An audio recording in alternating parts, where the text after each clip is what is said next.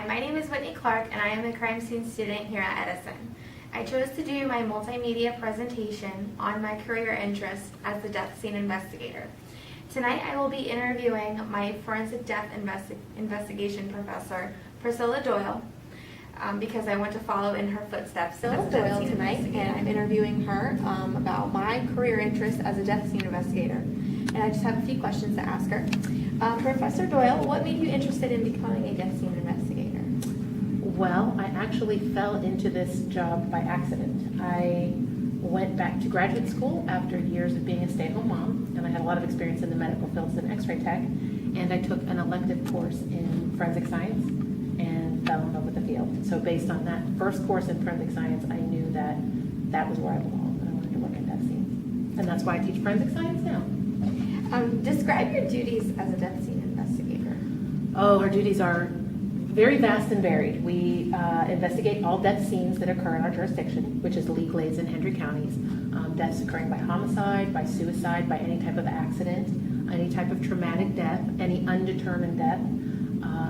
After the scene investigation is done, examining the body, gathering information, collecting evidence, conducting interviews, talking to law enforcement. We have a lot of duties back at the morgue, including autopsy assistance, prosecting with the physicians, gathering samples for toxicology, histology, and we do a lot of paperwork. We do a lot of medical record review, talking to doctors, reviewing case files and charts to put it all together to get an accumulation of that information, which is what gives us cause and manner of death. Where are you employed as a death scene investigator? I am employed by the District 21 Medical Examiner's Office, which is actually here in Fort Myers by Page Field, and we service a very, very large, over 3,000 square mile geographical area of Lee, Glades, and Hendry counties. What type of education is required to pursue a career such as this? That's a good question. In many jurisdictions, they only require a 2-year degree. The majority of jurisdictions are now moving towards a 4-year degree, and a master's degree is preferred. There are also advanced certifications that you can obtain after you're working in the field, when you've accumulated 2,000 hours of death scene investigation, and then 4,000, and then 8,000. When you've amassed that many hours and investigated a variety of deaths, you can sit for board certification exams, which are just additional educational opportunities. Now, what are some ideal qualities or characteristics that you would like to see in a death scene investigator? This is a good one. You have to be somebody who doesn't give up, because a lot of times you might think that you're dealing with one thing and you're dealing with another, and then when you think you're dealing with that other, you're dealing with a third. So you have to be able to multitask, and you have to be very persistent. You have to be organized, and you have to be tough, and tough in that you can't take. We work with a lot of law enforcement agencies, a lot of different jurisdictions. You have to have tough skin. You have to be able to keep up and run with the big boys, I say.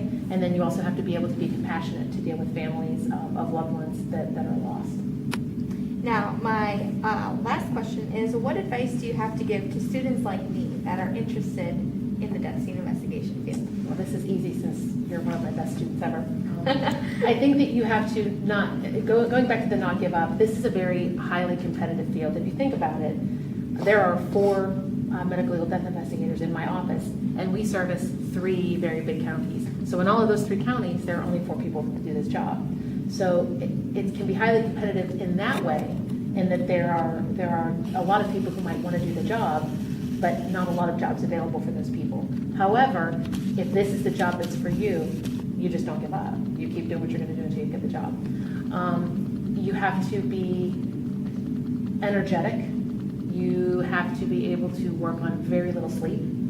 Train yourself, because when we work a call shift, you could be called out consistently for 24 hours and maybe get 45-minute cat naps in between a couple scenes.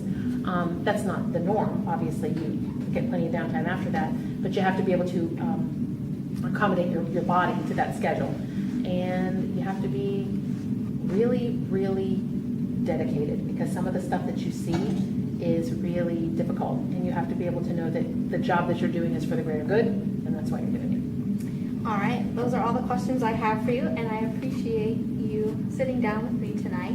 It was my pleasure. Giving us a little bit of insight into the death scene investigation